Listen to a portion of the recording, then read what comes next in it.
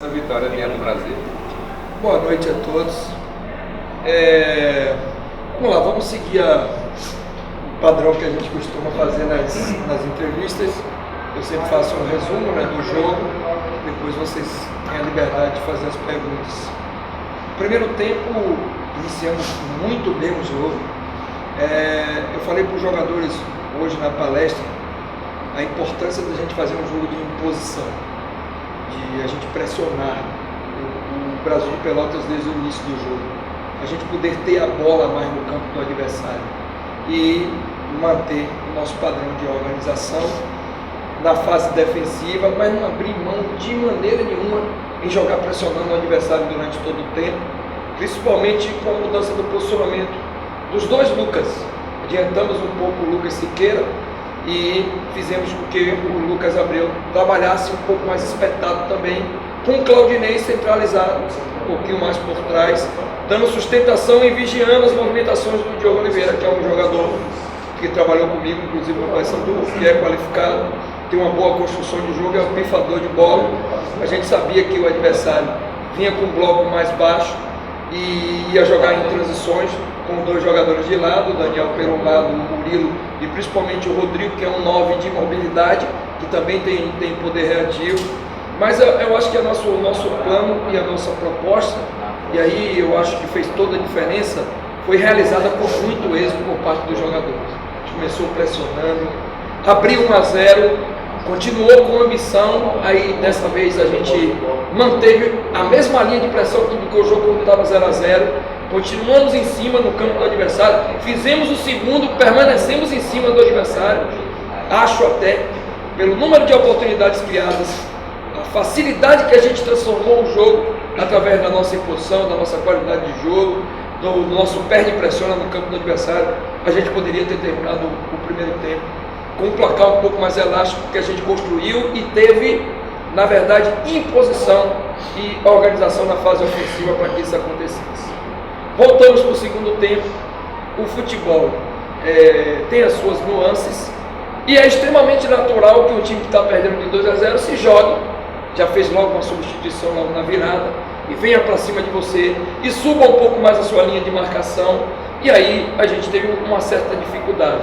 Mas essas dificuldades, principalmente de colocar a bola no chão e sair jogando com mais qualidade, que a gente tem mecânica para fazer isso, ela, em momento nenhum, a gente correu risco, porque não houve nenhum enfrentamento, não houve nenhuma criação de oportunidade efetiva do Brasil de Pelotas para que eles conseguissem diminuir como eles conseguiram. O lance foi um rebote de um escanteio, onde a gente deu uma vacilada e eles acabaram fazendo 2-1. Dessa vez, a nossa equipe teve uma resposta imediata em relação à parte emocional do jogo.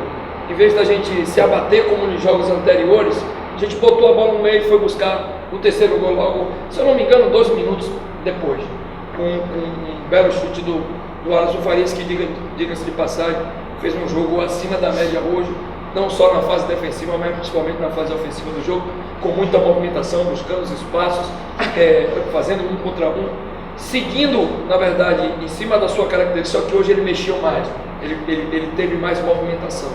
Aí, com 3-1, a gente apenas administrou, colocamos, a ideia era tirar o Alisson e o Felipe, colocar 2 jogadores de velocidade, que seria o Willi pelo lado direito e o Iago pelo lado esquerdo, e tirar o Léo, porque além do Léo estar desgastado fisicamente, ele está com 2 cartões, e a gente colocou o Carius para ir inserindo o Carius aos poucos na equipe. Acabou que, com a lesão do Igor, a gente foi obrigado a fazer a terceira substituição do Brian no Igor, mas eu acho que a gente acabou o jogo com uma certa tranquilidade. O adversário depois disso não criou absolutamente nada, foram só bolas jogadas na área, que a gente conseguiu neutralizar bem e acabar bem o jogo. A vitória, ela é emblemática, porque ela quebra uma sequência que estava nos incomodando muito, não só a mim, a comissão técnica, a diretoria, os jogadores, e nos recoloca numa condição de continuar brigando na primeira página, ali onde sempre foi o nosso desejo. Não adianta, e agora é um momento que a gente precisa ter o máximo de equilíbrio possível, ficar lamentando os pontos que não foram conquistados. A gente começou a segunda fase da competição, o segundo turno da competição, Nós, nesse segundo turno, fizemos o nosso terceiro jogo. Desses 3 jogos, nós ganhamos 2, tivemos 6 pontos conquistados. E agora nós vamos para a sequência de 2 jogos fora de casa. 11 dias para poder recuperar os jogadores, voltar a treinar, focar no Curitiba, que é o nosso próximo adversário, para que a gente continue. A gente tem sido um visitante chato, indigesto, todo canto que a gente vai. O adversário se preocupa porque a gente sabe e tem uma imposição quando joga em uma estratégia muito bem montada, mas a gente vai ter tranquilidade agora para a partir de amanhã, recuperar os jogadores, não só na parte física, na parte mental também, e começar os trabalhos já pensando no próximo jogo. Ô Chamusca, você sabe que cada torcedor é um treinador, né? E também, a imprensa também sempre tem as suas opiniões. E o mesmo time que começou jogando e perdeu para o Paraná, repetiu hoje a formação. Muita gente, rapaz, porque não mudou, enfim, aí a gente pergunta a vocês. Acho que a melhor resposta que eu poderia dar é a performance do time no primeiro tempo. Não tem uma outra resposta. E eu vou te falar uma coisa com toda sinceridade. A gente não pode esperar justiça, porque não tem justiça em jogo de futebol. Tem até uma frase aí que diz que a bola pune, né? E nós fomos punidos com um resultado negativo, onde o adversário, eu falei até isso aqui, mas parece que a justificativa quando você perde o jogo, não teve merecimento nenhum. Agora nós fomos os responsáveis pela reversão do placar do jogo. Nós demos ao Paraná essa possibilidade. No jogo de hoje não, no jogo de hoje a gente aumentou o nosso nível de concentração, continuou mantendo uma missão, mesmo quando o jogo estava 1-0, 2-0, e depois a gente foi buscar o terceiro gol. Então tudo isso serve, e eu sempre falo que na competição você vai criando maturidade. Hoje, com esses nossos resultados adversos, essas situações que aconteceram perante o nosso torcedor, o time está ficando cascudo, está ganhando maturidade. Uma resposta disso foi a nossa reação ao gol do adversário. Em vez de nos abatermos, como estava acontecendo nos jogos anteriores, a gente botou a bola no meio e foi buscar o terceiro gol. Então, eu acho que a equipe está maturando, a equipe está crescendo. O crescimento é num momento muito interessante da competição, que é um momento que a gente está funilando. A gente vai ter ainda rodadas que serão decisivas contra os grandes adversários, só que o time está crescendo. E eu não vi nenhum motivo da minha parte em trocar a escalação da equipe, já que seria contraditório. Eu acho que todos vocês aqui, se eu perguntar de 1 a 1, talvez seja uma unanimidade que nós fizemos um excelente primeiro tempo contra o Paraná. Nós poderíamos ter feito 2-0 e ter matado o jogo naquele dia. Tivemos uma queda de produção no segundo tempo, o adversário cresceu, até tivemos, que é natural, isso faz parte do futebol. Mas a análise que eu fiz do jogo é de que meus atletas mereciam credibilidade pelos que eles fizeram no jogo do Paraná, e eu trabalhei, mostrei o adversário, fizemos um treino tático, e a ideia central era a gente tirar um jogador que jogasse mais adiantado, porque eles encaixariam a marcação com o Leandro Leite, que eles fazem na última parte do campo, uma marcação quase que espelhada, e fazer com que os 2 volantes entrassem e saíssem, nesses espaços que eles iam proporcionar. E o segundo gol acabou acontecendo dentro de uma condição como essa, a entrada do Lucas pisando na área e chegando como elemento surpresa. Então, a análise tática do jogo não é só a escalação, trocar uma peça por outra, é a análise do espaço que o adversário lhe proporciona. E foi essa análise que nós fizemos, e acabamos tendo êxito, porque a gente soube aproveitar e os jogadores acreditaram e tiveram fidelidade ao plano de jogo que foi montado. Olha, Chamusca, é claro que o primeiro tempo do CRB, os jogos em casa, é um primeiro tempo excelente, hoje não foi diferente. Mas no segundo tempo, esse é o problema. A equipe cresceu o Brasil, diminuiu. Ser um líder que está faltando, qual era a tua orientação para que você tenha um cara que chame para si a responsabilidade? Vamos ter calma, nós vamos dar chutão, vamos administrar. Está faltando quem chame no teu grupo, que tenha essa liderança em campo, principalmente nesse segundo tempo. Eu acho que cada jogo a gente tem que fazer uma análise. E a análise ela não pode ser generalizada, ela tem que ser contextualizada. Nós temos alguns jogadores, se você for fazer análise de elenco, que tem comportamento, tem imposição, tem histórico para quem exerça essa função que você está falando, que é fundamental dentro do campo de jogo. E o que eu vejo que a gente ainda está pecando e que a gente precisa melhorar, não é nem a questão de liderança, é que às vezes a gente, quando começa a baixar, porque quando você está ganhando e você impõe ao adversário que o adversário saia para cima de você.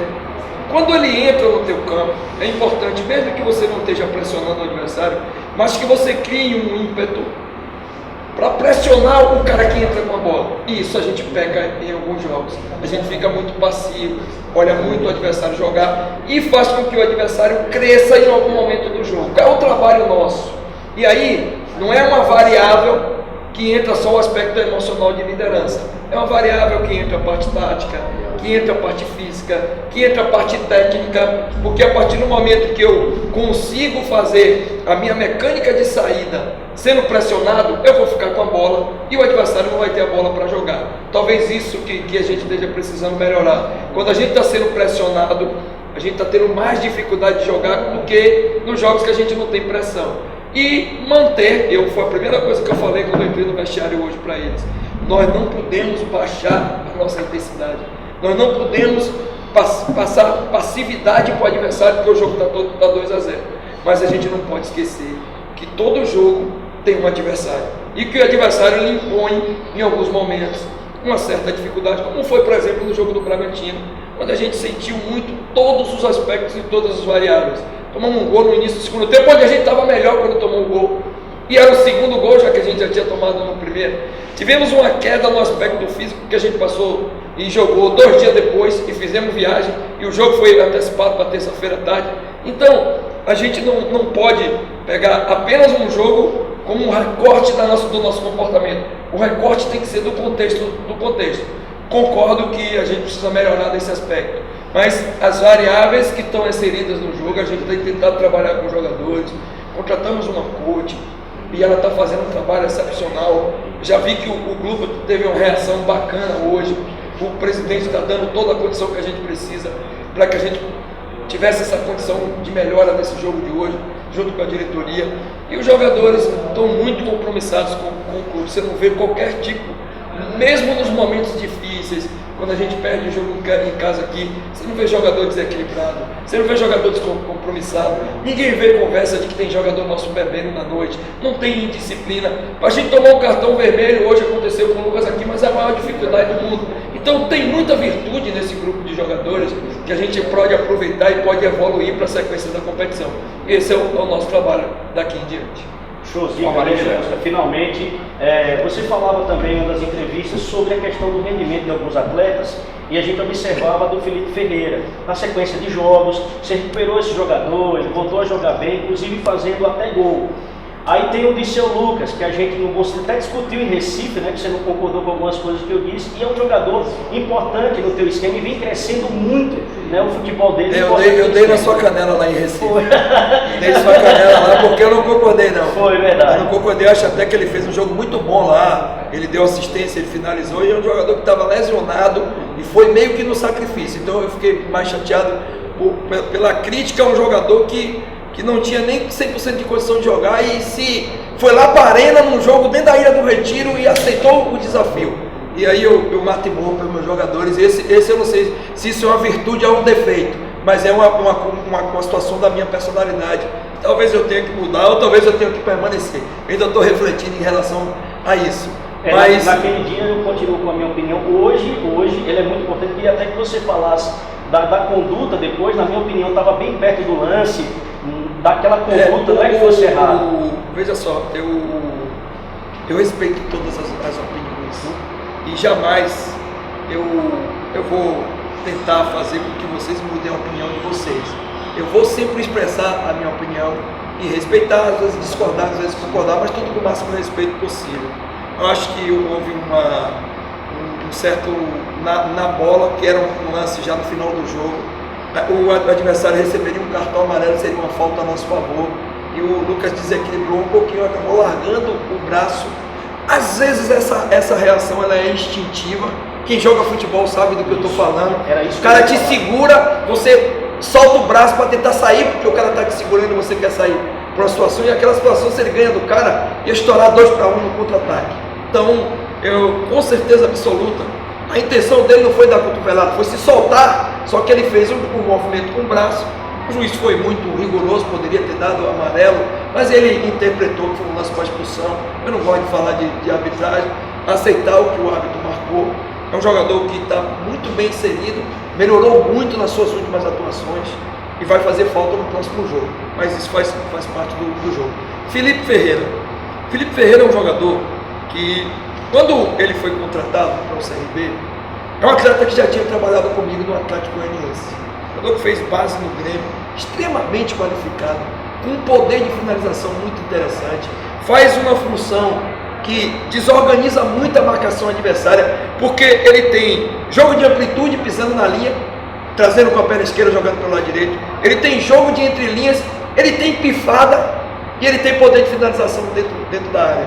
Ou seja, é um extrema, um jogador que joga pelo lado, com característica de fazer movimento por dentro e criar essas possibilidades. Agora, é um atleta que está num processo ainda é jovem, então ele sente quando ele é cobrado, quando ele é pressionado. Ele é um jogador que, apesar de ser introspectivo, ele tem um compromisso muito grande e fica muito chateado, cabisbaixo. A gente tem que estar o tempo todo conversando com ele quando ele não consegue render. E o Felipe Ferreira é um jogador que tem fisiologicamente uma certa dificuldade de sequência de jogos. Isso é uma questão individual do atleta em relação à questão física dele. Por isso que em alguns jogos eu optei por um outro jogador em detrimento a ele, e você pode ver, na maioria das vezes quando eu faço isso, é quando tem sequência de jogos. Quando a gente tem um tempo para recuperar, eu confio 100% no potencial desse jogador.